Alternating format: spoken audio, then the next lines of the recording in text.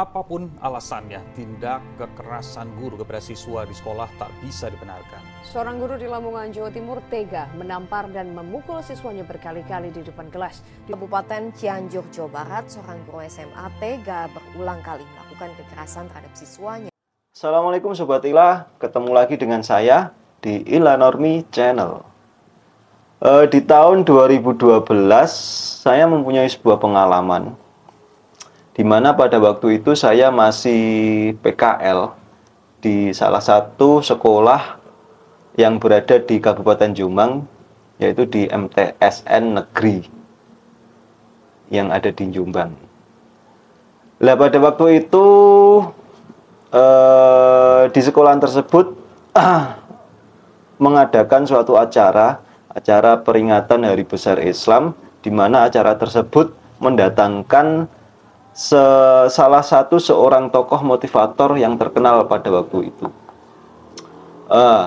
Ketika motivator tersebut mau naik ke panggung, mau melakukan tugasnya, di situ para siswa sangat riuh sekali, sangat ramai sekali, bahkan bisa dibilang tidak bisa dikondisikan untuk tenang pada waktu itu. Nah, di situ saya melihat salah satu seorang guru BP atau BK, bimbingan konseling, itu melakukan tindakan sesuatu tindakan yang di luar nalar saya, yaitu melakukan tindakan kekerasan dengan cara menendang, memukul, bahkan sampai ada yang dibanting pada waktu itu. Nah, saya melihat itu dengan respon menghampiri guru tersebut. Terus saya tanyakan, "Loh Pak, ada apa ini?" Terus guru tersebut dengan nyolot berdalih bahwasanya beliau mau mengkondisikan agar siswa dapat tenang ketika motivator tersebut menyampaikan motivasinya.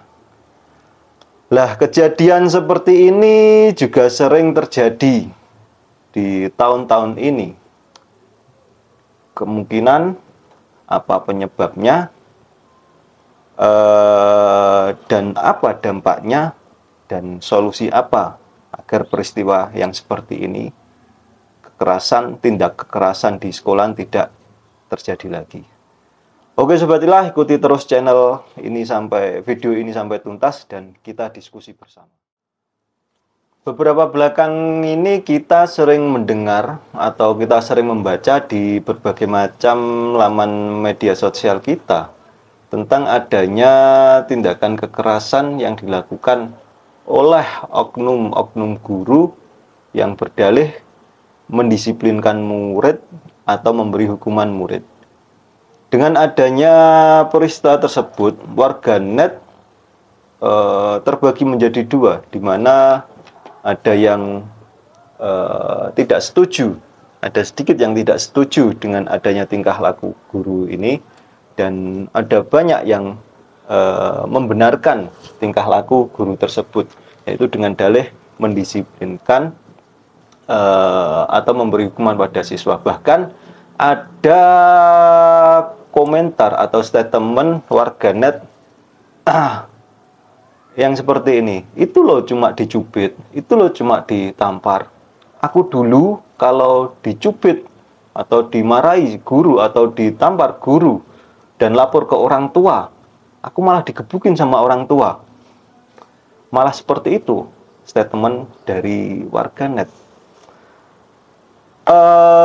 Tindakan pembenaran ini sebetulnya sudah salah kaprah di dunia pendidikan. Kenapa demikian? Karena kalau dilihat dari fungsi kita lihat dulu fungsi dan peran guru itu sebagai apa. Kalau menurut para ahli, fungsi guru itu ada tiga, yaitu sebagai pengajar, pendidik, dan pembimbing. Fungsi sebagai pengajar, ya guru itu jelas fungsinya sebagai pengajar, yaitu mentransfer ilmunya sesuai apa yang dia pelajari, sesuai basicnya. Misalkan guru agama juga mengajarkan agama, pendidikan agama. Guru biologi juga mengajarkan tentang biologi, guru fisika, guru bahasa Indonesia, dan lain sebagainya, mengajarkan sesuai dengan tupoksi-tupoksi apa yang dia pelajari pada waktu kuliah dulu. Selanjutnya guru sebagai pendidik. Yaitu mendidik tingkah laku siswa agar sesuai norma yang berlaku pada masyarakat kita, terutama di Indonesia. Lah, ketika guru itu cara mendidiknya dengan cara kekerasan, apakah itu yang sudah disebut dengan sesuai norma dengan masyarakat yang ada di Indonesia ini? Apakah itu yang diajarkan norma-norma yang ada di lingkungan masyarakat kita? Kan tidak juga kan? Secara luas, norma yang ada di Indonesia ini sangat menolak sekali dengan adanya kekerasan dengan alasan atau dengan dalih apapun. Dilihat dari sini saja, kekerasan di dalam pendidikan itu sudah tidak dapat dibenarkan. Yang selanjutnya, guru sebagai pembimbing. Guru sebagai pembimbing itu membimbing seorang siswa atau murid itu agar tidak keluar jalurnya dari tujuan siswa itu dalam proses pembelajaran. Jadi ketika siswa itu sudah merasa bosan di kelas, sudah merasa malas di kelas, nah di sini tugas guru untuk membimbing, mengembalikan siswa itu ke relnya kembali dengan apa? Dengan tujuan siswa itu, agar tahu siswa itu tujuannya apa dalam proses pembelajaran itu sendiri. Nah, guru yang berperilaku menggunakan suatu kekerasan dalam mendisiplinkan murid atau memberikan hukuman kepada siswa, itu guru tersebut hanya berpandangan bahwasanya siswa itu hanya menjadi objek kurikulum, sehingga ketika guru berpandangan siswa itu hanya sebagai objek kurikulum, guru itu akan merasa menjadi satu-satunya sumber kebenaran, satu-satunya sumber pengetahuan, bahkan guru tersebut akan merasa dirinya lah yang paling bermoral. Dengan perasaan yang dibawa guru tersebut yang seperti itu akan mengakibatkan ketika siswa melakukan suatu tindakan di luar ekspektasi guru atau di luar keinginan guru, maka dengan mudahnya, dengan entengnya guru tersebut akan melakukan tindak kekerasan seperti menampar, seperti ya tindakan kekerasan yang sudah beredar pada berita-berita saat ini. Padahal kalau diterus-teruskan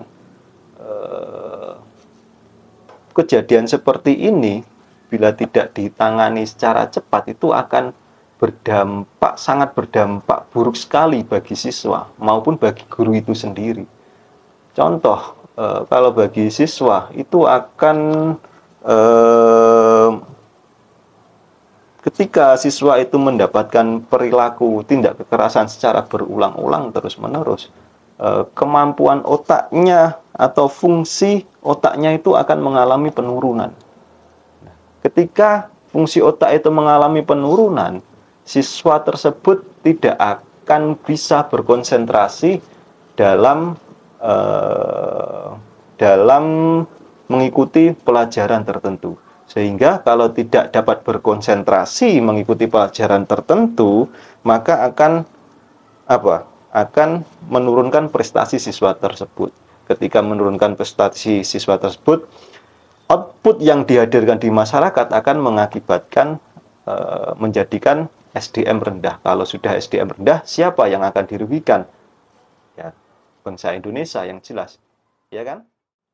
Selain itu, dampaknya terhadap siswa juga akan menjadikan siswa itu sulit dalam mengendalikan emosi. Nah, ketika siswa itu sudah sulit mengendalikan emosi, maka akan mengakibatkan kekerasan turunan, di mana ketika siswa tersebut akan mendapatkan kesempatan menjadi seseorang yang berada di tingkat lebih atau mempunyai bawaan, maka dalam menyelesaikan masalahnya siswa tersebut akan menjadikan sebuah kekerasan dalam penyelesaiannya. Itu yang sangat berbahaya sekali.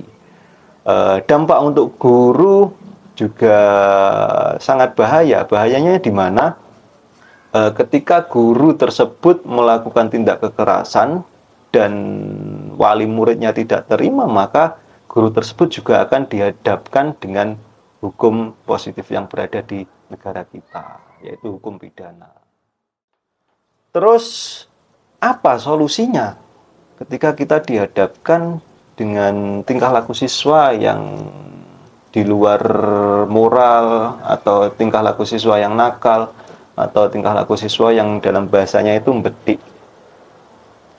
Nah, sebetulnya sebelum kita menjadi guru itu di dalam perkuliahan itu sudah dibekali dengan adanya ilmu yang namanya psikologi pendidikan, yang namanya psikologi tentang menangani anak, itu sudah dibekali dengan ilmu-ilmu tersebut.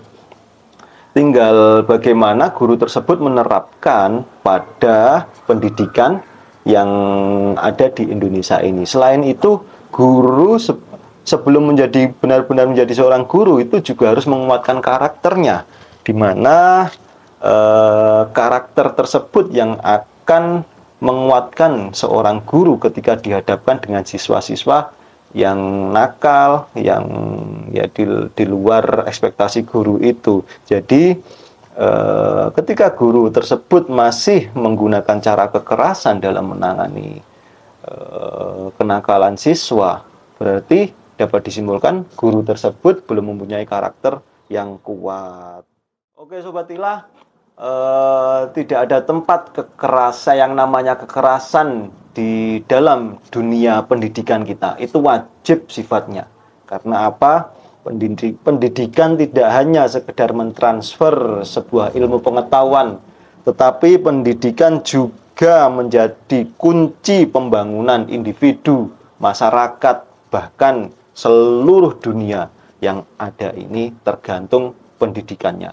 Semoga saja Menteri Pendidikan kita yang baru, Bapak Abdul Muti, bisa cepat menyelesaikan permasalahan tentang adanya kekerasan yang dilakukan oleh seorang guru terhadap siswa ini yang terjadi berulang-ulang kali di dunia pendidikan kita.